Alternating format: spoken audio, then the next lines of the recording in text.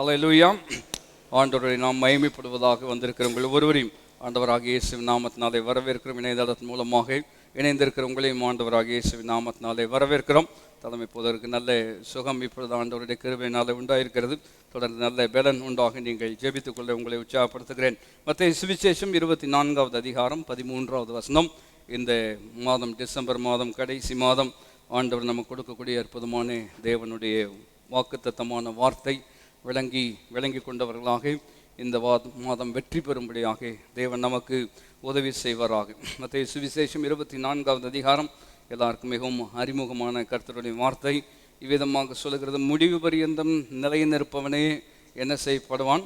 ரட்சிக்கப்படுவான் என்று ஆண்டவருடைய வார்த்தை நமக்கு சொல்லுகிறதை நாம் கவனித்து பார்க்கும்படியாக இருக்கிறோம். ஆக இந்த வருடம் முழுவதுமாக 11 மாதங்கள் ஆண்டவர் நம்மை அற்புதமாக ஆசீர்வாதமான முறையில் நடத்திய விதங்களை நினைத்து ஆண்டவருக்கு நாம் நன்றி செலுத்த கடமைப்பட்டவர்களாக இருக்கிறோம். இந்த வருஷத்தின் முடிவில் வந்திருக்கும் பொழுது ஒருவேளை எல்லாருக்கும் எதிர்பார்த்த விதமாக காரியங்கள் நடைபெறாமல் போயிருக்கலாம். ஆக அப்படிப்பட்ட ஒரு நிலைமையில் ஒருவேளை சோர்வின் மத்தியிலே நாம் வருவதற்கு வாய்ப்பு இருக்கிறோம். சில நேரங்களில் நாம ஆண்டவருக்கு லக்குகளை வைத்து விடுகிறோம். எப்படி என்று சொன்னால் 2016 டிசம்பருக்குள்ளதாக நீர் அதை செய்ய வேண்டும் என்று நாம் அவருக்கு லக்கு வைத்ததின் விளைவு அது ஒருவேளை நடைபெறாமல் போயிருக்கும் என்றால் இன்றைக்கு ஒருவேளை ஒரு ஃப்ரஸ்ட்ரேட்டிங் பாயிண்டில் நாம வந்து அமர்ந்து கொள்வதற்கு வாய்ப்பு இருக்கிறது. ஆனால் அப்படிப்பட்ட சூழ்நிலை எப்படிப்பட்டதாக இருந்தாலும் ஆண்டவர் நம்மை பார்த்து சொல்லக்கூடிய வார்த்தை என்னவென்றால், நிலை நிற்கிறவன் ரட்சிக்கப்படுவான். இணைந்து சொல்லுங்கள், நிலை நிற்கிறவன். ரட்சிப்பு என்று சொன்னால் ஆசீர்வாதத்தினுடைய ஒட்டுமொத்தத்தின் பேர் தான் என்னது? ரட்சிப்பு. பல முறை நான் உங்களுக்கு சொன்ன வார்த்தைகளை திரும்ப சொல்லும்படியாக விரும்புகிறேன். ஆசீர்வாதத்தினுடைய ஒட்டுமொத்தத்தின் பேர் தான் என்னது? ரட்சிப்பு. அப்போ இதை வீதமாக நாம் சொல்லலாம், நிலை நிற்கிறவனே ஆசீர்வதிக்கப்படுவான். நிலை நிற்கிறவனே ஆசீர்வதிக்கப்படுவான். இன்னும் அதை எளிமைப்படுத்த வேண்டும் என்றால், இவ்வளவு தூரம் வந்து விட்டோம், இன்னும் கொஞ்சம் தூரம் தான் நாம் தேவனுக்குள் நிலை நிற்பது தான் நாம் செய்யக்கூடிய முக்கியமான விஷயம். ஆக சூழ்நிலைகளை நாம் கவனித்து பார்ப்போம் என்றால், இந்த மத்தேயு சுவிசேஷம் 24ஆம் அதிகாரம் உலகத்தின் கடைசியில் ஏற்படக்கூடிய விஷயங்களை குறித்து சொல்லப்பட்டிருக்கிறோம். ஆனால் அது உலகத்தில் எப்பொழுதுமே நடைபெற்று கொண்டிருக்கக்கூடிய விஷயங்கள் தான். சிலவற்றை நாம் நினைத்து பார்ப்போம் என்றால் ஒருவேளை நம்முடைய சூழ்நிலைக்கு அது பொருந்தக்கூடியதாக இருக்கலாம். 5ஆம் வசனத்தை நீங்கள் கவனிப்பீர்கள் என்றால், வஞ்சனை குறித்து நாம் அங்கு வாசிக்க முடியும். இந்த வருஷம் ஒருவேளை நீங்கள் வஞ்சிக்கப்பட்டிருக்கலாம், ஏமாற்றப்பட்டிருக்கலாம். 6ஆம் வசனத்தில் கலக்கம் இருக்கிறது, பலவிதமான கலக்கமான சூழ்நிலைகள். 7ஆம் வசனத்தில் வேதம் சொல்லுகிறது, ஜனத்துக்கு விரோதமாய் ஜனம், ராஜ்யத்துக்கு விரோதமாய் ராஜ்யம், பஞ்சங்கள், கொள்ளை நோய், இப்படிப்பட்ட எக்ஸ்டர்னல் ப்ராப்ளம்ஸ் ஒருவேளை நீங்கள் வாழ்க்கையில் சந்தித்திருக்கலாம். 9ஆம் வசனத்தில் நீங்கள் கவனித்து பார்க்கும்பொழுது உபத்திரவங்கள் இருக்கிறது, பகை இருக்கிறது. ஆக பகை ஒருவேளை you might be the one who hats are you might be the one who is been hated. நீங்கள் ஒருவேளை பகைக்கிறவர்களாக இருக்கலாம் அல்லது பகைக்கப்படக்கூடியவர்களாக இருக்கலாம். சூழ்நிலை எப்படிப்பட்டவைகளாக இருந்தாலும் வேதத்தில் நாம் தொடர்ந்து கவனிப்போம் என்றால் 12ஆம் வசனம் வரும் பொழுது, அக்கிரமம் மிகுதியாவதினால் அநேகருடைய அன்பு என்ன செய்யும்? தணிந்து போகும். வருஷம் ஜனவரியில் இருந்த அன்பு கொஞ்சம் கொஞ்சமாக இல்லையா கழுதை தேஞ்சு கட்டெரும்பான கதையாக. ஆக டிசம்பர் வர்றதுக்குள்ளே அன்பே கொஞ்சம் கூட இல்லை என்கின்ற ஒரு நிலைமையில் உங்களுடைய வாழ்க்கை இருக்கலாம். இந்த சூழ்நிலைகள், இதற்கு மேற்பட்ட சூழ்நிலைகள், எப்படிப்பட்ட ஒரு சூழ்நிலையில் நீங்கள் இருந்தாலும் ஆண்டவர் நமக்கு சொல்லக்கூடிய வார்த்தை என்னவென்றால், நிலை நிற்கிறவன் ஆசீர்வதிக்கப்படுவான். இணைந்து சொல்லுங்கள், நிலை நிற்கிறவன் ஆசீர்வதிக்கப்படுவான். அப்போ ஸ்டாண்டிங் ஃபர்ம் என்ன ஆங்கிலம் சொல்லுகிறது, அதாவது he who endures till the end, கடைசி முடிவு பரியந்தம் இல்லையா கடைசி மட்டுமாக நிலை நிற்கக்கூடிய ஒரு தன்மை, அவனுக்கு ஆசீர்வாதம் என்று வேதத்தில் நாம் வாசிக்கிறோம். ஆனால் இதை நாம் சரியாக விளங்கி கொள்ளாவிட்டால் எப்படி என்னால் நிற்க முடியும் என்கின்ற ஒரு கேள்வியை கேட்டு என்னால் முடியாதுப்பா என்கின்ற ஒரு முடிவுக்கு வருவதற்கும் என்ன இருக்கிறது? வாய்ப்பு இருக்கிறோம். ஆகினால இவ்விதமாக நான் அதை உங்களுக்கு சொல்லும்படியாக விரும்புகிறேன். To stand up under pressure, அழுத்தத்தின் மத்தியிலே நிலை நிற்க நம்மால் முடியுமா என்ற ஒரு கேள்வி நாம் கேட்போம் என்றால், இதுவரைக்கும் எப்படியோ பல்ல கடிச்சிட்டு வந்துட்டோம், இன்னைக்கு இதுக்கு மேலே நம்மால் என்ன செய்யாது, தாங்காது என்று சொல்லக்கூடிய ஆளுக்கு இல்லை தாங்கினாதான் ஆசீர்வாதம்னு சொல்கிறதுல நியாயம் இல்லை என்று நான் நினைக்கிறேன். ஆகினாலே நிலை நிற்பவன் என்பதை நாம் கவனிக்க வேண்டும் என்றால், நிலை நிறுத்துகிறவரை முதலாவது கவனிக்க வேண்டும். அதை கவனித்தால்தான் இந்த மாதம் அல்ல, எவ்வளவு மாதங்கள் வந்தாலும் நீங்களும் நாளும் நிலை நிற்க முடியும். ஆகினாலே நான் சொல்வதை விளங்கிக் கொள்ள வேண்டும். நிலை நிறுத்துகிறவர், நிலை நிற்கிறவன். வாய் திறந்து இணைந்து சொல்லலாம், நிலை நிறுத்துகிறவர். அவர் நிறுத்த முடியும், நம்மை நிறுத்த முடிய வல்லமுள்ளவராக இருக்கிறார். ஆகையினால தான் நம்மை பார்த்து சொல்லுகிறார், முடிவு பரியந்தம் நீங்கள் என்ன செய்ய வேண்டும்? நிலை நிற்க வேண்டும். இன்னொரு குறிப்பையும் அதிலோடு இணைக்க வேண்டும் என்றால், அவர் endurance does not produce salvation. நம்முடைய நிலைத்திருக்கிற தன்மை தான் ரட்சிப்பை கொடுக்கும் என்று அல்ல. ரட்சிக்கப்பட்டவர்கள் கடைசி மட்டும் நிலை நிறுத்திருப்பார்கள். ஏனென்றால் நமக்குள் நற்கிரியை ஆரம்பித்தவர் அந்நாள் மட்டுமாக அதை நிறைவேற்ற எப்படிப்பட்டவராக இருக்கிறார்? வல்லமுள்ளவராக இருக்கிறார். அப்போ நிலை நிறுத்துகிறவர் எப்படிப்பட்டவர்? ரொம்ப அற்புதமான சில வார்த்தைகளை நாம் கவனிக்கும்படியாக இருக்கிறோம். ரோமர்கள் நிருபம் 14வது அதிகாரம். இல்லையா, நீங்கள் ஒரு வேளை சோர்ந்து எப்படி இதெல்லாம் சமாளிக்க போகிறோம் என்று நீங்கள் நினைப்பீர்கள் என்றால், நீங்கள் சமாளிக்க வேண்டிய அவசியமில்லை. கர்த்தர் உங்களை சாதிக்க வைப்பார். அல்லேலூயாம். ரோமர்கள் நிருபம் 14வது அதிகாரம் 4ஆம் வசனத்தில் இவ்விதமாக வேதம் நமக்கு சொல்லுகிறது. அதாவது, மற்றொருடைய வேலைக்காரனை குற்றவாளியாக தீர்க்கிறதற்கு நீ யார்? அவன் நின்றாலும் விழுந்தாலும் அவனுடைய எஜமானனுக்கே அவன் உத்தரவாதி என்று சொல்லி பவுல் இவ்விதமாக சொல்லுகிறார். அவன் நிலை நிறுத்தப்படுவான். வாய் திறந்து சத்தமாய் வாசிங்கள். அவன் நிலை நிறுத்தப்படுவான். தேவன் அவனை நிலை நிறுத்த வல்லவராக இருக்கிறார். நல்லா இணைந்து நாம் மறுபடியும் அந்த வார்த்தைகளை சொல்லும்படியாக இருக்கிறோம்.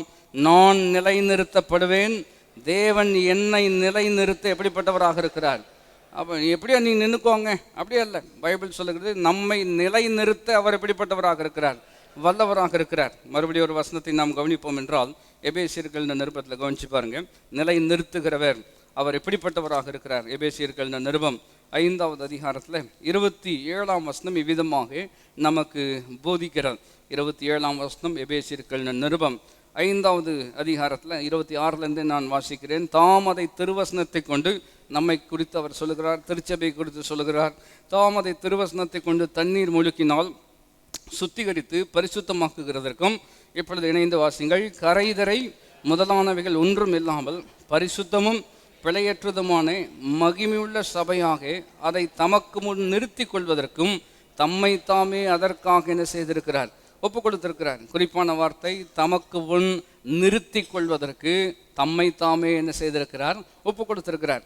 அப்போ நிலை நிற்க வேண்டும் என்று கர்த்தர் சொல்லும் பொழுது, நம்மை நிலை நிறுத்துவதற்கு வேண்டிய சகலவற்றையும் ஏற்கனவே அவர் என்ன செய்திருக்கிறார்? செய்து முடித்திருக்கிறார். அப்போ இங்கே நம்ம கவனிக்கும் பொழுது, கரைதிரையற்றவர்களாக மாசற்றவர்களாக நம்மை நிறுத்தி கொள்வதற்காகவே அவர் தம்மையே நமக்காக என்ன செய்திருக்கிறாராம்? ஒப்பு கொடுத்திருக்கிறார். அதனால தான் பவுல் இந்த லாஜிக்கை கொண்டு வர்றார். அதாவது, தன்னுடைய குமாரன் என்றும் பாராமல் அவரையே நமக்காக தந்திருப்பார் என்றால், அவரோடு கூட மற்ற எல்லாவற்றையும் நமக்கு அருளாதிருப்பது எப்படி என்று சொல்றார். If he has given himself, அவரையே நமக்காக கொடுத்திருப்பார் என்றால், இந்த டிசம்பர் மாதம் மற்ற எல்லாவற்றையும் நமக்கு கொடுப்பது, சொல்லுங்கள், அதிக நிச்சயம்னு சத்தமாய் சொல்லக்கூடாதா? அதிக நிச்சயம் இல்லையா? மற்றதெல்லாம் வரும்னு எப்படி நிச்சயம்? அவரே வந்துட்டார், அவரையே நமக்காக கொடுத்திருக்கிறார். பைபிள் இங்கு அற்புதமாக சொல்லுகிறது, கரைதிரை அற்றவர்களாக நம்மை தேவனுக்கு முன் நிறுத்தும்படியாக தம்மை தாமே என்ன செய்திருக்கிறார்? ஒப்பு கொடுத்திருக்கிறார். யூதா நிருபத்தில் கவனித்து பாருங்கள். ஏன் இந்த வசனங்கள் எல்லாம் ரொம்ப முக்கியம்? If you start with your self you get frustrated. நான் என்ன பண்ண போகிறேன்னு ஆரம்பித்தீங்கன்னா உங்களால் ஒன்றும் முடியாது, கஷ்டம் இல்லையா, வருத்தம், விரக்தி எல்லாம் வந்துடும். அவர் என்ன செய்ய முடியும், அவர் என்ன செய்திருக்கிறார் என்று ஆரம்பித்தால்தான் நம்முடைய வாழ்க்கையில் என்ன செய்ய முடியும் என்கின்ற நிலைக்கு நாம் நல்ல ஒரு நிலைக்கு வர முடியும். யூதாவினுடைய நிருபத்தில் பாருங்கள், 24ஆம் வசனத்திலிருந்து நாம் கவனிப்போம் என்றால், ஆண்டவர் எப்படிப்பட்டவர், அவர் எப்படி நம்மை நிலைநிறுத்த முடியும் என்பதை குறித்து வேதம் நமக்கு போதிக்கிறது. வாசிப்போம் என்றால், வலுவாதபடி உங்களை காக்கவும் தமது மகிமையுள்ள சன்னிதானத்திலே மிகுந்த மகிழ்ச்சியோடு உங்களை மாசற்றவர்களாய் நிறுத்தவும் வல்லமையுள்ளவர். மறுபடியும் வாசிக்க போகிறோம். நம்மை எப்படி காக்க முடியாக வல்லமையுள்ளவராம்? வலுவாதபடி நம்மை காக்கவும் தமது மகிமையுள்ள சன்னிதானத்தில் எப்படியோ கஷ்டப்பட்டு பல்ல கடிச்சு நம்மை கொண்டு போய் நிறுத்தும்படியாக. அப்படி அல்ல. நீங்கள் நன்றாய் கவனித்து பாருங்கள். நமக்கு கஷ்டம் இருக்கிறது இல்லைன்னு சொல்லலை. ஆனால் இவைகளின் மத்தியில் தேவன் நம்ம எப்படி கொண்டு போக முடியும்? வலுவாதபடி உங்களை காக்கவும் தமது மகிமையுள்ள சன்னிதானத்தில் நம்மை கொண்டு போய் எப்படி நிறுத்துவார்? சொல்லுங்கள், எப்படி நிறுத்துவார்? எப்படியோ கொண்டாந்து சேர்த்திட்டேன், எப்படி கொண்டு வந்தேன் எனக்கு தெரியல, இவங்களெல்லாம் வச்சுட்டு, அப்படி அல்ல. நம்மை கொண்டு போய் நிறுத்தும் பொழுது எப்படி நிறுத்த போகிறார்? சந்தோஷமாக நிறுத்த போகிறார். அன்னைக்கு சந்தோஷமாக நிறுத்த போகிறார் என்றால், இன்றைக்கு சந்தோஷமாய் நிற்கும்படியாக உதவி செய்ய போகிறார். கை உயர்த்தி ஆமேன் என்று சொல்லுங்கள். அதனால தான் நெகேமியா ரொம்ப அற்புதமாக சொல்கிறார், கர்த்தருக்குள் மகிழ்ச்சியாக இருப்பதே நம்முடைய பலன் என்று சொல்கிறார். ரொம்ப அற்புதமான வார்த்தை. மகிழ்ச்சியோடு உங்களை மாசற்றவர்களாய் நிறுத்தவும் வல்லமையுள்ளவர் மாத்திரமில்லை. ரொம்ப அற்புதமான வார்த்தை, தாம் ஒருவரே ஞானம் உள்ள தேவனாக இருக்கிறார். அப்படின்னு என்ன அர்த்தம்? உங்களை நிறுத்தும்படிக்கு அவர் ஞானம் உள்ளவர் மாத்திரமல்ல, உங்களை நிறுத்தும்படிக்கு அவர் வல்லமுள்ள தேவனாக இருக்கிறார். வேறொரு இடத்துல வேதம் விதமாக போதிக்கிறது, நீதிமானை ரட்சிக்க கர்த்தர் அறிந்திருக்கிறார். அப்படின்னு என்ன அர்த்தம்? நீதிமான எப்பேற்பட்ட சூழ்நிலையின் மத்தியிலேயும் அவனை காக்கும்படியாக, அவனை ரட்சிக்கும்படியாக, அவனை பாதுகாக்கும்படியாக, அவனுக்கு தேவைகளை சந்திக்கும்படியாக தேவன் ஒருவர் ஞானமுள்ள தேவனாக இருக்கிறார். ஆக இப்படிப்பட்ட தேவன் தான் நம்மை நிலைநிறுத்தக்கூடியவராக இருக்கிறார். அப்போ நிலைநிறுத்தக்கூடியவர் என்று நாம் கவனிக்கும் பொழுது அவர் நிலைநிறுத்த வல்லமுள்ளவர், நிலைநிறுத்த ஞானமுள்ளவர். அதற்காக தம்மை தாமே என்ன செய்திருக்கிறார்? ஒப்பு கொடுத்திருக்கிறார். அப்படிப்பட்ட ஒரு பின்னணியில் நாம் எப்படி நிலை நிற்க முடியும் என்பதை நீங்களும் நானும் கவனிப்போம் என்றால், நான் சொன்னது போல டிசம்பர் மாதம் மாத்திரமல்ல, வாழ்நாளெல்லாம் நிலை நிற்கக்கூடிய கிருபை தேவன் நமக்கு தந்திருக்கிறார். ஆமென். அப்போ ஹவு கேன் ஐ ஸ்டாண்ட் இந்த மிட்ஸ்ட் ஆஃப் ப்ரெஷர், அதாவது வாழ்க்கையின் அழுத்தங்களின் மத்தியிலே நான் எவ்விதம் நிலை கொண்டு நிற்க முடியும்? ஏசாயாவில் ஒரு தீர்க்க தரிசன வார்த்தை விதமாக சொல்லுகிறார், பிள்ளை பெறக்கூடிய காலம் வந்தாயிற்று, ஆனால் பெறுவதற்கோ என்ன இல்லை, பலன் இல்லை. கட்டாயம் பண்ணித்தான் ஆகணும், ஆனால் பண்ணுவதற்கு பலன் இல்லை. அந்த இடத்துல தான் ஆண்டவர் சொல்கிறாரு, பிரசவிக்க செய்கிற தேவன் நான் அப்படின்னு சொல்கிறார். அதனுடைய கருத்து என்ன என்று கேட்டால், மிகப்பெரிய சவால் இருக்கிறது, ஆனால் சவாலை மேற்கொள்ளக்கூடிய பலன் எனக்கு இல்லை என்று சொல்லும் பொழுது சாதிக்கிற சர்வ வல்லமுள்ளவர் நம்மோடு கூட இருக்கிறார். அதை தான் நம்ம விளங்கிக் கொள்ள வேண்டும். தாவீது அதனால் தான் சொல்கிறாரு, அவர் என் வலப்பக்கம் இருக்கிறபடினால் நான் என்ன செய்யப்படுவதில்லை, அசைக்கப்படுவதில்லை. இது வெறும் டிசம்பர் மாத்திரமல்ல, வாழ்நாளெல்லாம் அவர் நம் பக்கம் இருக்கிறார். ஆகினால் தான் பவுல் சொல்லுகிறார், தேவன் நம் பட்சத்தில் இருந்தால் நமக்கு விரோதமாய் நிற்பவன் யார் அப்படின்னு சொல்கிறார். அப்போ அப்படிப்பட்ட தேவன் நம்மோடு கூட இருக்கிறதுனால ஹவு கேன் ஐ ஸ்டாண்ட், எப்படி என்னால் நிற்க முடியும்? வாசிக்கக்கூடிய அற்புதமான வார்த்தைகள் இருக்கிறது. 2 கொரிந்தியர் 1ஆவது அதிகாரத்தில் கவனித்து பாருங்கள். ரொம்ப அடிப்படையான fundamental truth, but we have to understand. 2 கொரிந்தியர் 1ஆவது அதிகாரம் 24ஆம் வசனத்தில் எப்படி நம்ம நிலை நிற்க முடியும்? சூழ்நிலை எப்படிப்பட்டதாக இருந்தாலும் நிலை நிறுத்துகிறவர் நம்மோடு கூட இருக்கிறார். நிலை நிற்கிறவனுக்கு ஆசீர்வாதங்களை வைத்திருக்கிறார். ஹவு கேன் ஐ ஸ்டாண்ட், எப்படி நான் நிற்க முடியும்? அதுதான் கேள்வி.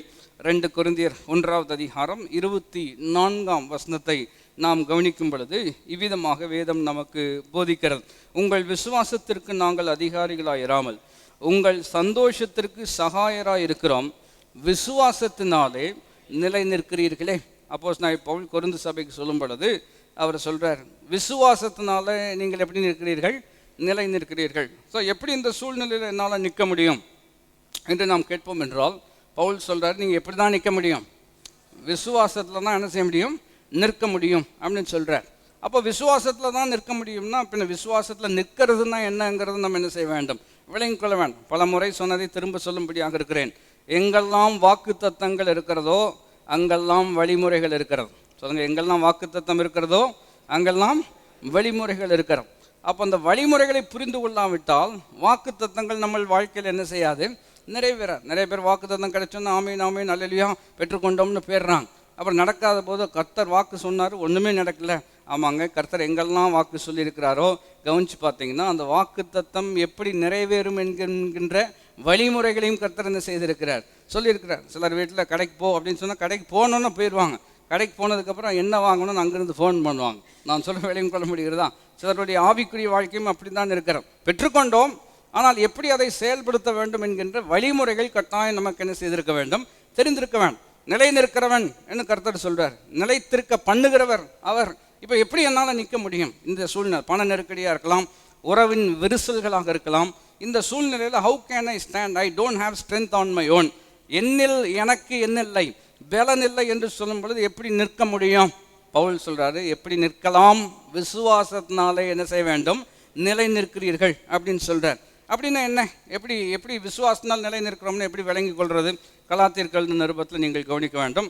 பாருங்கள், கோர்வையாக கவனித்து கொண்டே இருக்க வேண்டும். கலாத்தியர்கள் நிருபம் 2ஆவது அதிகாரம், ஹவு கேன் ஐ ஸ்டாண்ட், ரொம்ப அற்புதமான விளக்கத்தை அப்போஸ்தலனாகிய பவுல் சொல்லுகிறதை நாம் கவனிக்க முடியும். கலாத்தியர்கள் நிருபம் 2ஆவது அதிகாரத்தில் 20ஆம் வசனத்தை நீங்கள் கவனித்து பார்ப்பீர்கள் என்றால், கிறிஸ்துவுடனே கூட சிலுவையில் அறையப்பட்டிருக்கிறேன், ஆயினும் பிழைத்திருக்கிறேன். மறுபடியும் எல்லாத்தையும் கொண்டு போய் சிலுவைக்கு தான் கொண்டு போகிறார். Centrality of the cross. கிறிஸ்தவத்தில் உங்களுக்கு எந்த நன்மை வர வேண்டும் என்றாலும் சிலுவையில் தான் அது ஆரம்பிக்கிறது. ஆமென். சிலுவையில் தான் அதை என்ன செய்கிறது, ஆரம்பிக்கிறது. அங்க பவுல் சொல்றாரு, கிறிஸ்துவுடனே கூட நான் சிலுவையில் என்ன செய்யப்பட்டிருக்கிறேன், அறையப்பட்டிருக்கிறேன், அப்புறம் ஆயினும் பிழைத்திருக்கிறேன். இப்போதான் ரொம்ப அற்புதமான வார்த்தை சொல்றார். எப்படி என்னால் நிற்க முடியும் வாழ்க்கையில்? ரொம்ப அற்புதமான வார்த்தை, கவனித்து பாருங்கள். இனி நான் அல்ல, கிறிஸ்துவே எனக்குள் என்ன செய்திருக்கிறார். எத்தனை பேர் அதற்காக சந்தோஷப்படுறீங்க? எப்படிங்க இந்த சூழ்நிலையில் நிற்க போறீங்க அப்படின்னு பவுல்கிட்ட கேட்கும்போது பவுல் என்ன சொல்ல போறார்? நான் அல்ல, யார் நிற்க போறா? கிறிஸ்துவே என் மூலமாக செயல்பட போகிறார். எப்படி இந்த டிசம்பர் மாதத்தை கடத்த போறீங்க? எப்படியோ பல்ல கடிச்சிட்டு தான், அதான் தேஞ்சு போச்சேன். நான் சொல்ற விளையும் கொள்ளும் எப்படி கடத்த போகிறோம் என்று சொல்வதை பார்க்கலாம், எப்பொழுது அதை அனுபவமாக்கி கொள்ள போகிறோம்.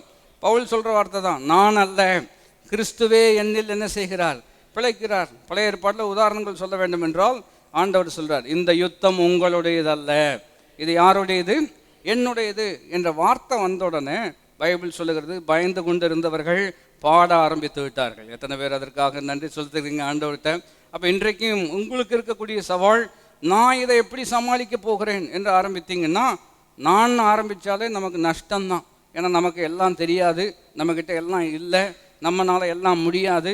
இப்படிப்பட்ட ஒரு என்டிட்டியில் ஆரம்பித்தோம் அப்படின்னு சொன்னோம்னா நான் என்ன பண்ண போகிறேன்? ஆனால் பவுல் ரொம்ப அற்புதமாக சொல்கிறாரு, நான் அல்ல, யார் தான் என்னோல் ஜீவிக்கிறார்? கிறிஸ்துவே என்னில் ஜீவிக்கிறார். இந்த மாதம் கர்த்தர் உங்கள் மூலமாக மகிமைப்பட போகிறார்.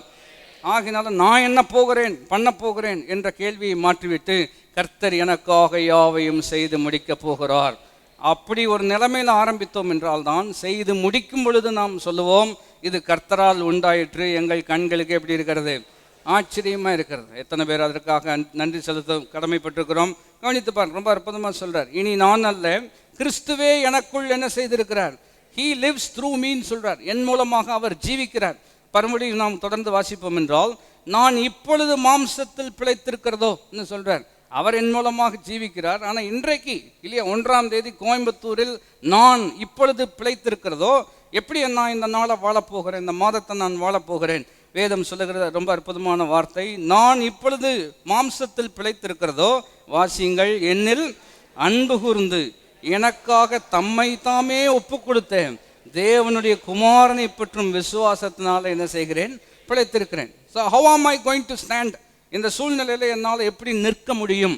பவுல் சொல்றார், நான் அல்ல, கிறிஸ்துவே என் மூலமாக ஜீவிக்கிறார். பின்ன நீங்க எப்படி இருக்க போறீங்க? சரிங்க, கிறிஸ்து இருக்கிறாரு, அவரால் எல்லாம் முடியும், நீங்க எப்படி இந்த சூழ்நிலையில் நிற்க போறீங்க?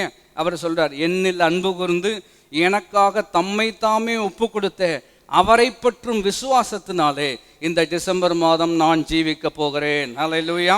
எல்லா வார்த்தைகளுமே ரொம்ப உண்மை. என்னில் அன்பு கூர்ந்து, சத்தமாய் சொல்லுங்கள், கர்த்தர் உங்கள் மேலே என்ன வைத்திருக்கிறார், அன்பு கூர்ந்திருக்கிறார். ஞாயிற்றுக்கிழமை நம்ம சொன்னோம், இட்டர்னல் லவ், உன்னை அநாதி ஸ்நேகத்தால் ஸ்நேகித்தேன் அப்படின்னு என்ன கருத்து? கர்த்தர் உங்களை எப்பொழுது அன்பு கூற ஆரம்பித்தார் என்று ஒரு கேள்வி கேட்டோம் என்றால், எப்பொழுது அன்பு கூற ஆரம்பித்தார் என்று சொல்வதை பார்க்கலாம், எப்பொழுதுமே நம்மேல் அன்பாகவே தான் இருக்கிறார். அப்பொழுதும் அன்பாக இருந்தார், இப்பொழுதும் அன்பாகத்தான் இருக்கிறார், எப்பொழுதுமே அன்பாக இருக்கிறபடினால பவுல் சொல்லுகிறாரு, கிறிஸ்துவின் அன்பை விட்டு என்னை பிரிப்பவன் யார்? சொல்றார், பஞ்சமோ நாசமோ இல்லையா, நாசமோசமோ பட்டயமோ எதிர்காலமோ நிகழ்காலமோ பிசாசுகளோ தூதர்களோ இவைகள் ஒன்றும் கிறிஸ்துவின் அன்பை விட்டு என்ன செய்யாது, பிரிக்காது.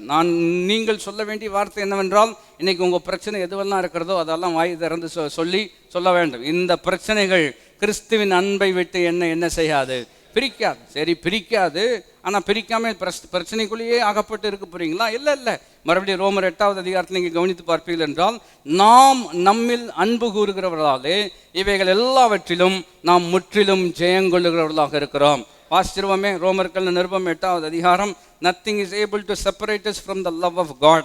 கிறிஸ்துவின் அன்பை விட்டு எதுவும் என்னை பிரிக்காது என்பது மாத்திரம் போதாது, இன்னும் ஒரு அற்புதமான விஷயம் இருக்கிறது. வாசிப்போம், ரோமர் 8:37, இவைகள் எல்லாவற்றிலேயும், வாய் திறந்து சொல்லுங்கள், இவைகள் எவைகள் எவைகள் உங்களுக்கு என்னெல்லாம் பிரச்சனை இருக்கிறதோ இந்த பிரச்சனைகளின் மத்தியில் நீங்கள் சொல்ல வேண்டிய வார்த்தை, இவைகள் எல்லாவற்றிலேயும் நான் என்னில் அன்பு கூறுகிறவராலே முற்றிலும் ஜெயங்கொள்ளுகிறவனாய் இருக்கிறேன். மறுபடியும் வாசிக்க போகிறோம், இவைகள் எல்லாவற்றிலேயும் நான் என்னில் அன்பு கூறுகிறவராலே முற்றிலும், கை வைத்து அல்லேலூயா சொல்லும்படியாக இருக்கிறோம். எத்தனை பேர் இப்போ சொல்றீங்க உங்களால் நிற்க முடியும்னு? இல்லையா, நிற்க முடியும். எப்படி தைரியமாக சொல்றீங்க? என்னில் பலன் கிடையாது, என்னை நிலைநிறுத்துகிறவர் என்னோடு கூட இருக்கிறார். கை உயர்த்தி அல்லேலூயா சொல்லுங்கள். ஆக விதமாக ஒரு ஒரு பிக்சர் இருக்கிறோம். வாழ்க்கையில் நிறைய பேர் காலவாரி விடுறதுக்கு ஆட்கள் எல்லாம் இருக்கிறாங்க. ஆனால் அந்த ஆண்டவர் இப்படி ஒரு பிக்சர் எனக்கு கொடுத்தாரு. அவங்க காலவாரட்டும், நான் உன் கையை பிடிச்சிருக்கேன், புரிந்தால் ஜெயிக்கலாம். அவர்கள் காலவாரட்டும், நான் உன் கையை என்ன செய்திருக்கிறேன். அவர் கையை பிடிச்சிருக்கிறதுனால அவங்க காலவாரதான் நினைக்காமமா நம்ம காலில் விழுகிறதான்னு நினச்சிக்கலாம். புரிந்தால் மறுபடியும் வாழ்க்கையில் ஜெயிக்கலாம். ஆக கவனிச்சு பாருங்க, இவைகள் எல்லாவற்றிலேயும் நாம் நம்மில் அன்பு கூறுகிறவராலே எப்படி இருக்கிறோம், முற்றிலும் ஜெயங்கொள்கிறவர்களாக இருக்கிறோம். மறுபடியும் கலாத்தியர் 2:20 அடுத்த ப்ராக்டிக்கல் ஸ்டெப் இருக்கிறது இல்லையா. அவர் என்னில் வாழ்கிறார், அவர் என்னில் அன்பு கூர்ந்திருக்கிறார், அவர் எனக்காக தம்மை தாமே என்ன செய்திருக்கிறார், ஒப்பு கொடுத்திருக்கிறார். இதெல்லாம் ரொம்ப உண்மை. இப்போ ஆங்கிலத்தில் சொல்வது போல் this is where the tyre meets the road. இங்கே தான் ப்ராக்டிக்கல் அப்ளிகேஷன் இருக்கிறது.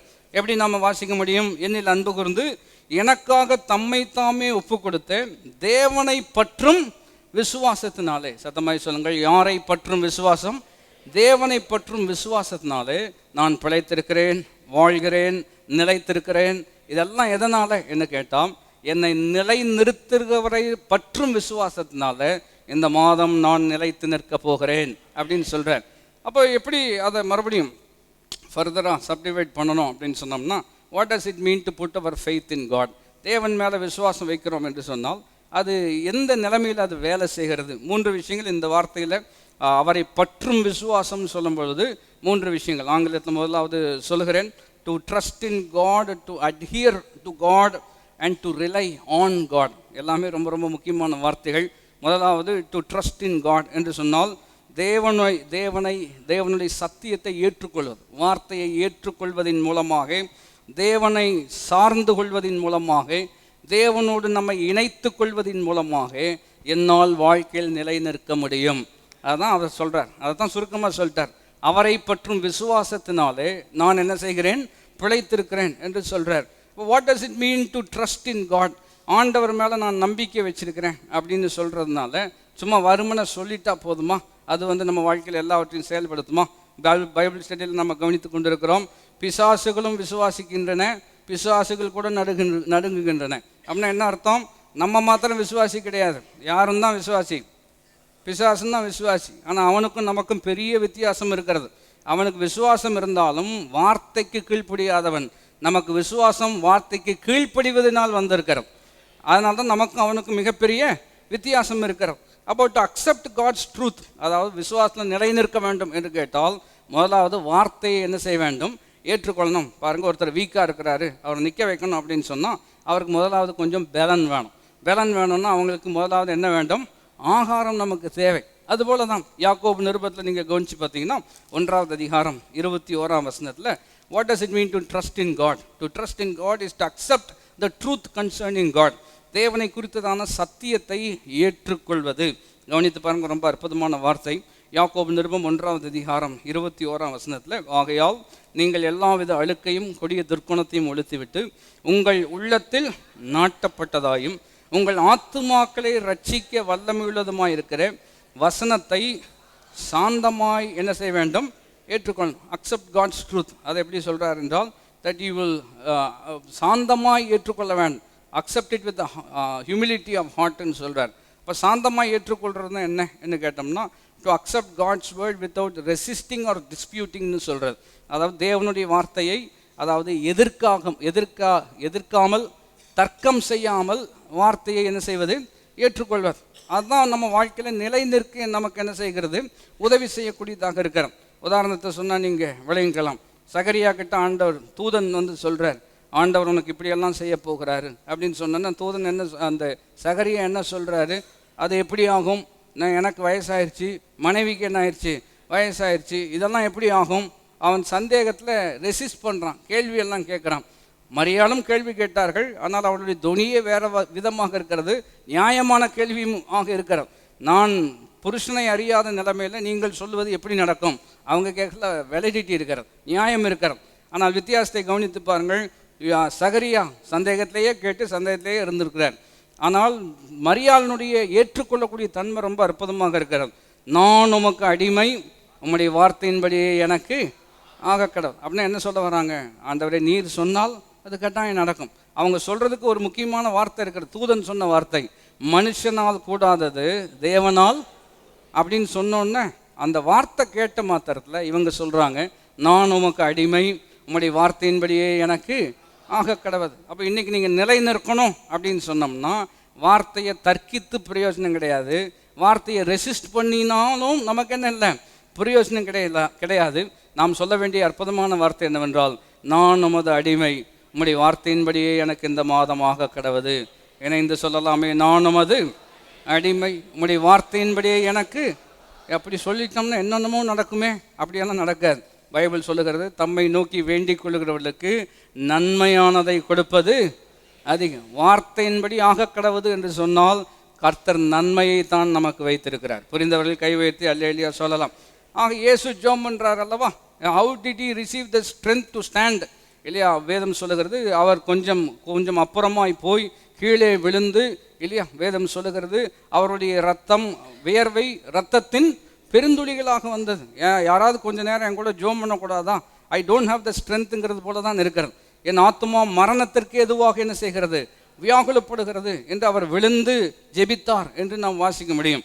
ஆனால் விழுந்து ஜெபித்த அதே கிறிஸ்து எழும்பி நின்று சொல்லுகிறார், வாருங்கள் போவோம் என்று சொல்றார். எப்படிங்க வாருங்கள் போவோம்? ரொம்ப அற்புதமான வித்தியாசம். தூங்கினவங்கெல்லாம் ஓடி போயிட்டாங்க, ஜெபம் பண்ணவர் நின்றுட்டு இருக்கிறார்.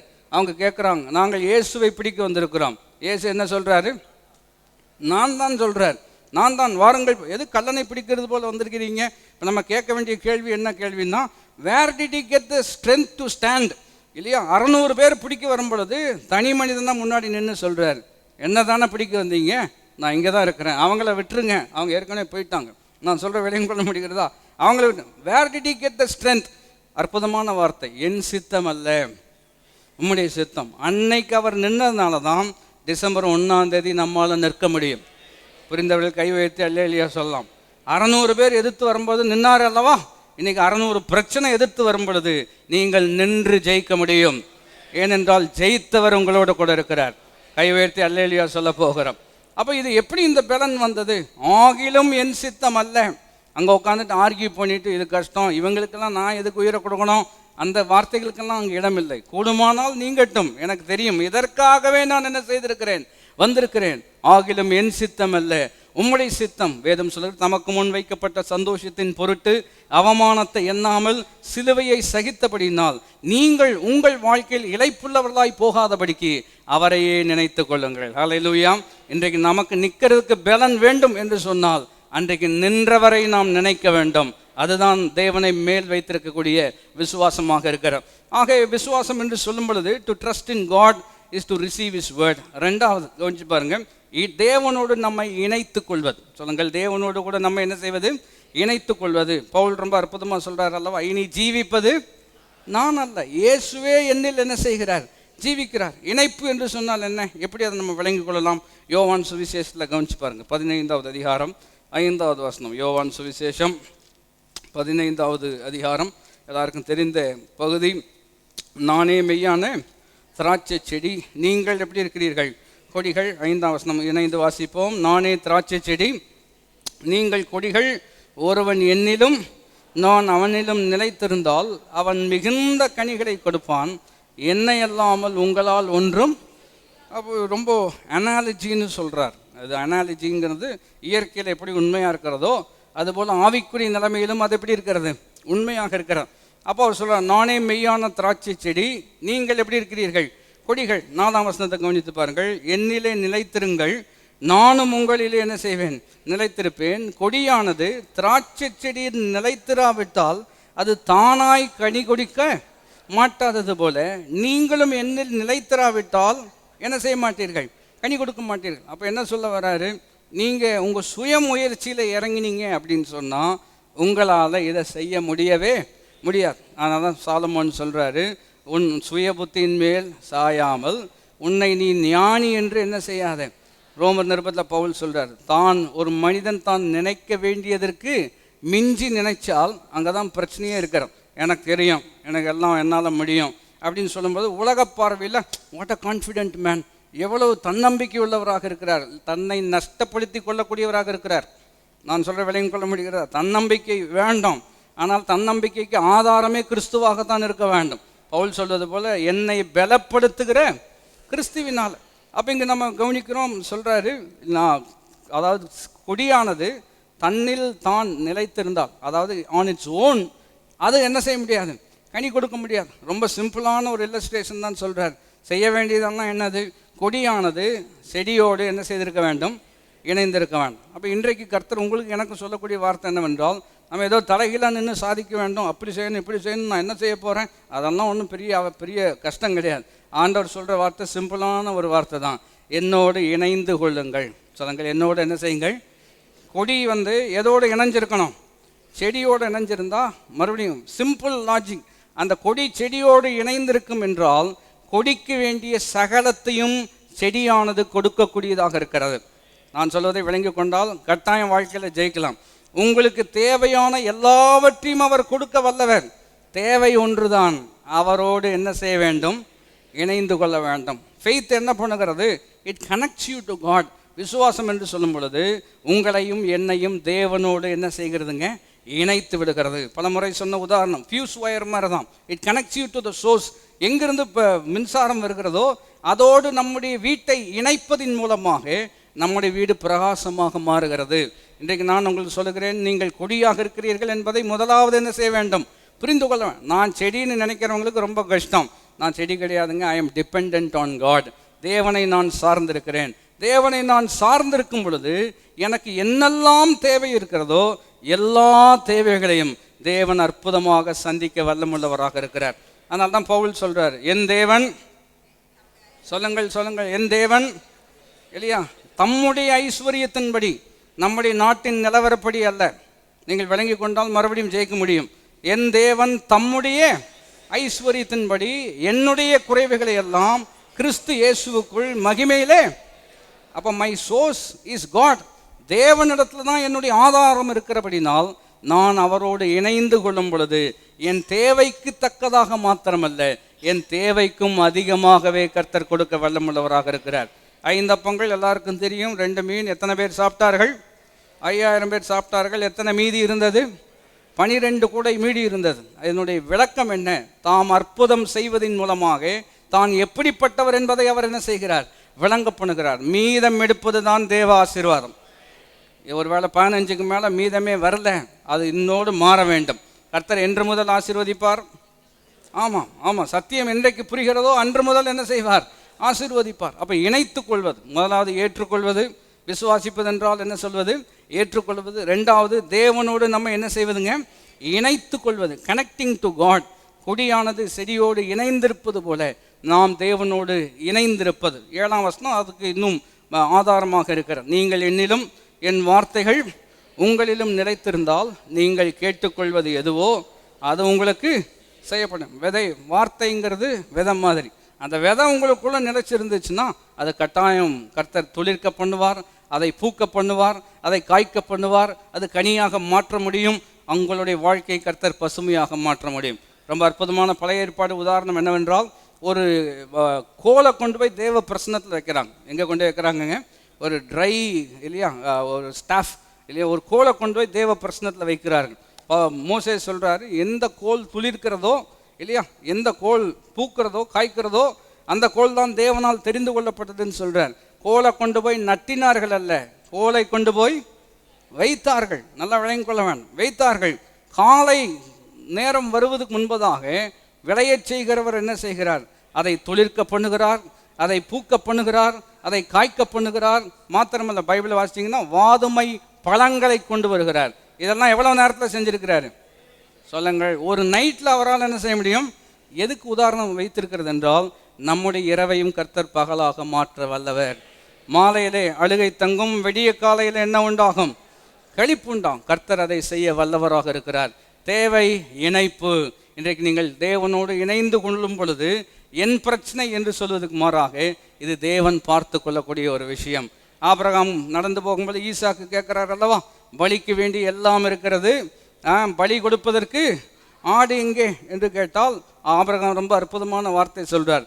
தேவன் தனக்கு வேண்டிய பலிக்கான காரியத்தை அவரே என்ன செய்வார், பார்த்து கொள்வார். அப்படின்னு என்ன அர்த்தம், this is not my problem.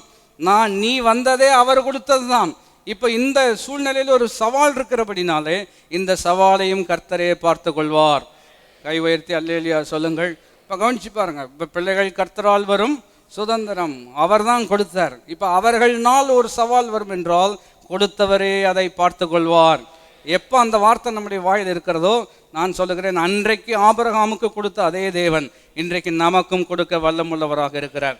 ஆகவே ஒன்று ஏற்றுக்கொள்வது, இரண்டாவது சார்ந்து இணைந்து கொள்வது, மூன்றாவது what does it mean to put our faith in God. இனி நான் அல்ல, இயேசுவே என்னில் ஜீவிக்கிறார், அவரை புற்றும் விசுவாசத்தில் நான் என்ன செய்கிறேன், ஜீவிக்கிறேன் என்று சொல்லும் பொழுது மூன்றாவது சார்ந்து கொள்வது, பீயிங் டிபெண்ட் ஆன் காட். தேவனை என்ன செய்வதுங்க, சார்ந்து கொள்வது. அப்போ பாருங்கள், நிறைய நேரங்கள் நமக்கு இருக்கக்கூடிய மிகப்பெரிய பிரச்சனை என்னவென்றால், we always want to be independent of God. தேவன் எனக்கு வேண்டாம், நானே அதை செய்ய முடியும், நானே வரும்போதெல்லாம் பிரச்சனை தான். ஆனால் எப்பொழுது நீங்கள் தேவனை சார்ந்து கொள்கிறீர்களோ அன்றைக்கு உங்களால் முடியாததை உங்களை கொண்டு கர்த்தர் செய்ய முடியும். ஆமென். அப்போ அப்படின்னு என்ன அர்த்தம்? கொலோசியர்கள் நிருபத்தில் அப்போஸ்தலனாகிய பவுல் ரொம்ப அற்புதமாக சொல்லுகிறார். கொலோசியர்கள் நிருபம் 1வது அதிகாரம் 29ஆம் வசனத்தில், எப்படி என்னால் நிற்க முடியும்? வார்த்தையை ஏற்றுக்கொள்வதன் மூலமாக, தேவனோடு என்னை இணைத்து கொள்வதன் மூலமாக, மூன்றாவது தேவனை முற்றிலும் சார்ந்து கொள்வதன் மூலமாக. இணைந்து சொல்லுங்கள், ஏற்றுக்கொள்வதன் மூலமாக, அப்புறம் இணைத்து கொள்வதன் மூலமாக, மூன்றாவது. அப்போ டிசம்பர் மாதம் ஆண்டவர் என்ன சொன்னாலும் ஏற்றுக்கணும். ஏன்னா அந்த விதைக்குள்ளே தான் விளைச்சலை கர்த்தர் வைத்திருக்கிறார், வார்த்தைக்குள் தான் ஆசீர்வாதம் வைத்திருக்கிறார். You don't resist it, you don't dispute it, you just accept God's word. தேவ வார்த்தை அப்படி நாம் என்ன செய்ய வேண்டும், ஏற்றுக்கொள்ள. ரெண்டாவது, தேவனோடு நம்ம என்ன செய்ய வேண்டும், இணைத்து கொள்ள வேண்டும். அதாவது பவுல் சொல்கிறார், we are co-workers with God, co-partnersனு அர்த்தம். இப்போ நீங்கள் ஒரு வேளை டார்மண்ட் பார்ட்னராக இருக்கலாம். If God is your other partner, அவர் உங்களுடைய இன்னொரு பார்ட்னராக இருப்பார் என்றால் கட்டாயம் நீங்கள் ஜெயிக்க தான் போகிறீங்க. நீங்கள் தேவனோடு உங்களை என்ன செய்ய வேண்டும், இணைத்து கொள்ள வேண்டும். மூன்றாவதாக 29ஆம் வசனம் இணைந்து வாசிப்போம். அதற்காக நான் எனக்குள்ளே வல்லமையாய் கிரியை நடப்பிக்கிறேன், அவருடைய பலத்தின்படி. இப்போ எப்படி, ஹவு கேன் ஐ ஸ்டாண்ட், எங்கே பலன் வருகிறது நமக்கு? ரொம்ப அற்புதமான வார்த்தை, நிறுத்தி வாசிப்போம் என்றால், அதற்காக நான் எனக்குள்ளே வல்லமையாய். அதனால தான் யோவான் சொல்றார், உலகத்தில் இருப்பவனை பார்க்கிலும் நமக்குள் இருக்கிறவர் எப்படிப்பட்டவர், ரொம்ப பெரியவர். வல்லமையாய் கிரியை நடப்பிக்கிற அவருடைய பலத்தின்படி போராடி. அப்போ யாருடைய பலத்தின்படி தான் பிரயாசம்? அவருடைய பலத்தின்படி தான். நன்றாய் விளையும் கொள்ளான். ஏதோ என்னால் முடிஞ்சதை நான் செய்கிறேன் அப்படின்னு சொன்னால் அதில் பெரிய விஷயமே கிடையாது. ஏன்னா உங்களால் முடிஞ்சதை தான் உங்களால் என்ன செய்ய முடியும். நான் சொல்கிற இணைப்பு நீங்கள் கவனித்து பார்க்கணும். ஏதோ என்னால் முடிஞ்சதுங்க அப்படின்னு சொல்கிறதுல பெரிய விஷயம் கிடையாது. ஏன்னா உங்களால் முடிஞ்சது தான் நீங்கள் செய்ய முடியும். ஆனால் பவுல் இப்போ என்ன சொல்கிறாருன்னா, ஏதோ என்னால் முடிஞ்சது ஊழியம் நான் செய்ய போகிறேன் அப்படி சொல்லலை. ரொம்ப அற்புதமாக சொல்லுகிறது, எனக்குள்ளே வல்லமையாய் கிரியை நடப்பிக்கிற. சொல்லுங்கள், யாருடைய பலத்தின்படி. அப்போ இந்த டிசம்பர் மாதம் ஏதோ எங்களால் முடிஞ்சது இல்லையா, ஏழைக்கு தகுந்த எள்ளுரண்டை, விரலுக்கு தகுந்த வீக்கம், ஆட்டுக்கு தகுந்த வாள், இந்த கதையெல்லாம் விட்டுறணும். 29ஆம் வசனத்தில் இது நம்மை சார்ந்த விஷயம் அல்ல. மறுபடியும் சத்தமாய் வாசிக்க போகிறோம். அதற்காக நான் எனக்குள்ளே வல்லமையாய் கிரியை நடப்பிக்கிற அவருடைய பலத்தின்படியே. அப்போ நீங்கள் என்ன முயற்சி எடுக்கணுமோ அந்த முயற்சி நீங்கள் கொடியாக இணைந்திருக்கிறபடினால் அதற்கு வேண்டிய எல்லா பலனையும் அவரே நமக்கு கொடுக்கிறவராக இருக்கிறார். அப்போ இந்த டிசம்பர் மாதம் என்னால் என்ன முடியும் என்றல்ல, என்னை கொண்டு அவரால் என்ன செய்ய முடியும். கவனித்து பாருங்கள், என்னால் என்ன முடியும்னு சொல்லிட்டிங்கன்னா you are very very limited. நான் சொல்கிற விளையும் கொள்ள முடிகிறது தான். என்னால் என்ன முடியும், ஒரு நேரத்தில் ஒரு இடத்துல தான் இருக்க முடியும், அதுதான் என்னால் முடியும். Very limited. ஆனால் when in God, தேவனுக்குள்ளே நம்ம வரும் பொழுது we are unlimited. அமெரிக்காவில் இருக்கிற ஒருவருக்காக நான் இங்கிருந்து ஜோம் பண்ணுகிறேன், நீங்கள் ஜோம் பண்ணுறீங்க. நீங்கள் இங்கிருந்து ஜோம் பண்ணும் பொழுது உங்கள் ஜெபத்தை கர்த்தர் இங்கே கேட்கறது மாத்திரமல்ல, அவர் அங்கேயும் இருக்கிறபடினால் அங்கேயும் பதில் செய்ய முடியும். அப்போ இது என்னால் என்ன முடியும், உங்களால் பெருசாக ஒன்றும் முடியாது. ஆனால் உங்களை பலப்படுத்துகிறவர் உங்களோட கூட இருக்கிறார். அப்போ இன்றைக்கி நம்ம கொஸ்டினை கொஞ்சம் மாற்றிடணும். என்னால் முடிஞ்சதை செய்ய போகிறேன் என்று அல்ல, தேவன் என்னை கொண்டு என்ன செய்ய நினைத்திருக்கிறாரோ அதை நான் செய்து முடிக்கப் போகிறேன். காரணம், நினைத்தவர் பதிலை கொடுக்கிற தேவனாக இருக்கிறார். ஆண்டவர் சொல்கிறாரு, அவருடைய பலத்தின்படியே நான் என்ன செய்ய போகிறேன், போராடி பிரயாசப்படுகிறேன். 1 கொரிந்தியர் 10:13, மனுஷனுக்கு நேரிடுகிற சோதனையை அல்லாமல் வேறு ஒன்றும் நமக்கு என்ன செய்யாது, நேரிடாது. இவைகள் எல்லாவற்றிலும் தேவன் உண்மையுள்ளவராக இருக்கிறார். இணைந்து சொல்லுங்கள், தேவன் எப்படிப்பட்டவர், உண்மையுள்ளவர். மத்திய 24 நடக்கிற சோதனை எல்லா மனுஷங்களுக்கும் வரக்கூடிய ஒரு சோதனை. ஆனால் இந்த சோதனையின் மத்தியிலே தேவன் உண்மையுள்ளவராக இருக்கிறார். எப்படி அவர் உண்மையுள்ளவராக இருக்கிறார்? அதே பவுல் விளக்கம் கொடுக்கிறார். அவர் தாங்கிக் கொள்ள பலனையும் தப்பித்து கொள்ளக்கூடிய போக்கையும் நமக்கு உண்டாக்குவார். இணைந்து சொல்லுங்கள், தாங்கிக் கொள்ளக்கூடிய பலன், தப்பித்து போகக்கூடிய ஒரு போக்கை அவர் நமக்கு உண்டு பண்ணுவார். நாம் நிலை நிற்போம். காரணம் என்னவென்றால், நிலை நிறுத்துகிறவர் நம்மோடு கூட இருக்கிறார். இந்த மாதம் நாம் குறுகி போவதில்லை. பைபிள் சொல்லுகிறது, சிலர் ரதங்களை குறித்தும் சிலர் குதிரைகளை குறித்தும் மேன்மை பாராட்டினார்கள். எங்களுக்கு அது இருக்குது, எங்களுக்கு இது இருக்குதுன்னு சொன்னவங்கலாம் நிறைய பேர் இருக்கிறாங்க. அவர்கள் எல்லாரும் முறிந்து விழுந்தார்கள். நாங்களோ எங்கள் தேவனாகிய கர்த்தரை குறித்தே மேன்மை பாராட்டினோம். நாங்கள் எழுந்து, அங்கேயே நம்ம கவனிக்கணும், எழுந்து சொன்னோன்னே ஆள் என்ன முதல்ல என்ன செஞ்சிருக்கிறாரு? விழுந்துட்டார். எல்லாரும் விழுந்தாங்க, நானும் விழுந்தேன் அப்படிங்கிறது தான் கதை அல்ல. அவர்கள் விழுந்தார்கள், எனக்கும் பிரச்சனை வந்தது. ஆனால் நான் எழுந்து எப்படி நிற்க போகிறோம்? சொல்லுங்கள், பக்கத்தில் பார்த்து சொல்லுங்கள், டிசம்பர் மாதம் நிமிர்ந்து நிற்பீர்கள். ஆமாம், இந்த கொஸ்டின் மார்க் கூணெல்லாம் போயிடும் வாழ்க்கையில். நான் சொல்ல விளையம் கொள்ள முடிகிறேன். எப்படி நிற்க போகிறோம்? எழுந்து நிமிர்ந்து நிற்க போகிறோம். காரணம் என்னவென்றால், அவர் நம்முடைய வலப்பக்கம் நிற்கிறார். கைவேர்த்தி அல்லேலியா சொல்லுங்கள்.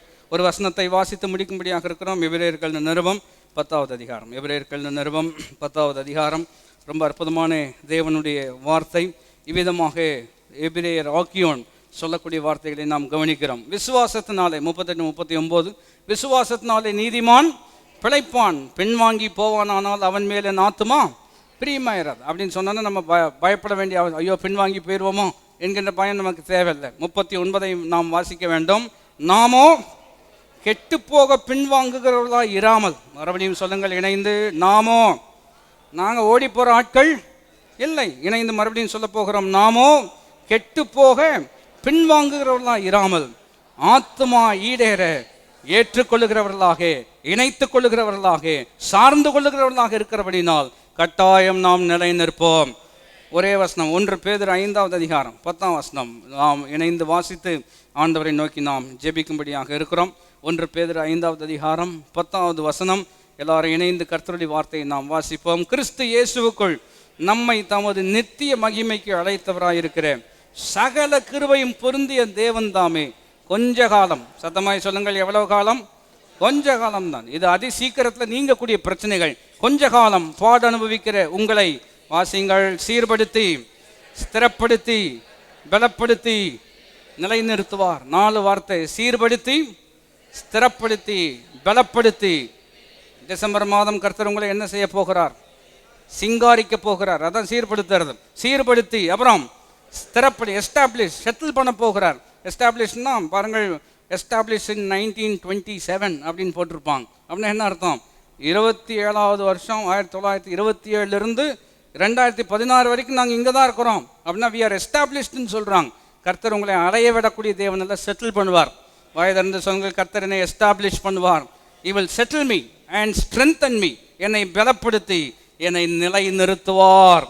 இணைந்து சொல்ல போகிறோம், அவர் என்னை சீர்படுத்தி, என்னை ஸ்திரப்படுத்தி, என்னை பலப்படுத்தி நிலை நிறுத்துவார். பக்கத்தில் பார்த்து சொல்லுங்கள், கர்த்தர் உங்களை சீர்படுத்தி, உங்களை ஸ்திரப்படுத்தி, உங்களை பலப்படுத்தி நிலை நிறுத்துவார். எழுப்பி நிற்க போகிறோம். கர்த்தர் இந்த மாதம் மாத்திரமல்ல, இந்த வாழ்நாள் எல்லாம் நம்மை சீர்படுத்தி, ஸ்திரப்படுத்தி, பலப்படுத்தி நம்மை நிலை நிறுத்துகிற உன்னதமான தேவனாக இருக்கிறார். ஹல்லேலூயா. முடிவு பரியந்தம் நம்மால் நிலை நிற்க முடியும். காரணம், நம்முடைய சுய பலத்தினால் அல்ல, நம்மை பலப்படுத்துகிறவர் நம்மோடு கூட இருக்கிறார். நான் உன்னை விட்டு விலகுவதும் இல்லை, உன்னை நான் கைவிடுவதும் இல்லை, என்னுடைய சமாதானத்தையே உனக்கு நான் வைத்து போகிறேன். உன்னுடைய இருதயம் கலங்க வேண்டிய அவசியமில்லை, திகை வேண்டிய அவசியமில்லை. கை உயர்த்தி வாயிலிருந்து சொல்ல போகிறோம், என்னை பலப்படுத்துகிற கிறிஸ்துவினாலே எல்லாவற்றையும் செய்ய எனக்கு பலன் உண்டு. இனி உங்கள் வாயிலே நான் என்ன செய்ய போகிறேன் என்று அல்ல, என்னை கொண்டு கர்த்தர் என்ன செய்ய போகிறார். ஹல்லேலூயா. என்னை கொண்டு கர்த்தர் என்ன சாதிக்க போகிறார், இனிமேல் எப்படி நான் சமாளிக்க போகிறேன் என்கின்ற வார்த்தை அல்ல. கர்த்தர் என்னை கொண்டு சாதிக்கும்படியாக அவர் சர்வ வல்லமுள்ள தேவனாக இருக்கிறார். நீர் சர்வ வல்லமுள்ள தேவன். நீர் செய்ய நினைத்தது ஒருபோதும் தடைபடாது. ஹல்லேலூயா. நீர் முடிவெடுத்தார், யார்தான் மாற்ற முடியும்? நீர் முடிவெடுத்தார், யார்தான் மாற்ற முடியும்.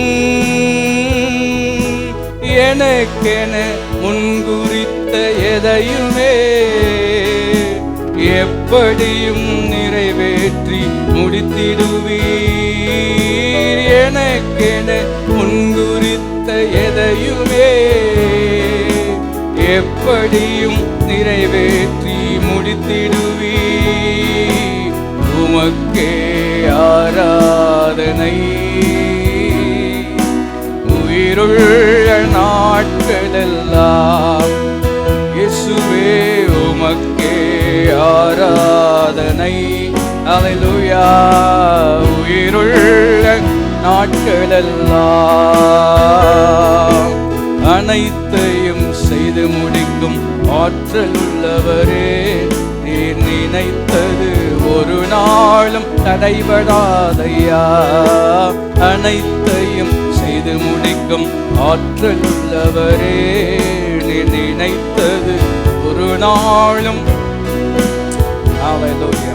எங்கள் நல்ல ஆண்டவரே, இந்த அற்புதமான காலை நேரத்தில் புதிய மாதத்திற்காக நாங்கள் உமக்கு நன்றி செலுத்துகிறோம்.